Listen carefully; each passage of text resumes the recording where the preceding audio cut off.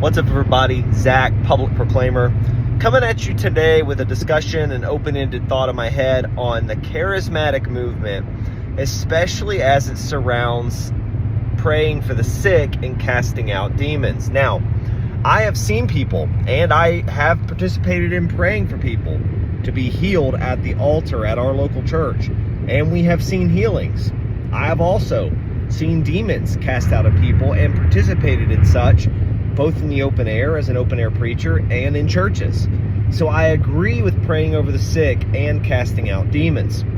What I'm challenging is the idea that everyone who is sick naturally because of a demon, or that everything negative in your life is because of a demon. In Mark chapter 1 verse 32, the Bible says that evening after sunset, when Jesus was at Simon Andrew's house, or rather Simon Peter's house, after sunset, many in the town, both sick and those possessed with devils, were cast out.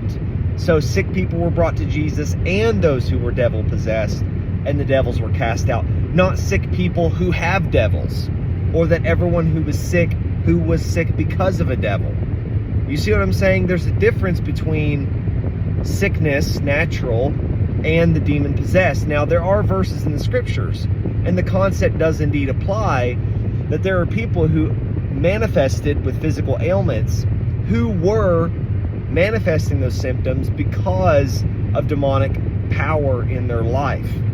That I agree with. But not everybody who Jesus physically healed was having a demon cast out simultaneously. There was a man who came to Jesus who didn't even have sight.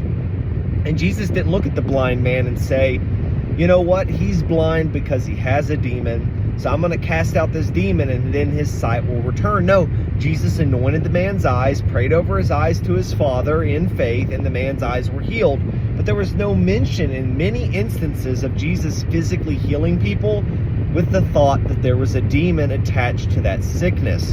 And at times there was, but not every time. I heard a popular deliverance minister talk recently of casting out the demon of fibroids in a woman's stomach. Now, again, sickness could be demonically influenced, but not everything, guys. We've got to be careful here.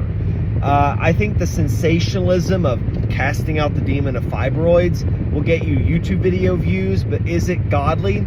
Maybe only they and the Holy Father know, but we must be careful that because we stub our toe, that we're not casting out the demon of stub toe, or because we get a D on our math test in college, that we need to cast the demon out of math.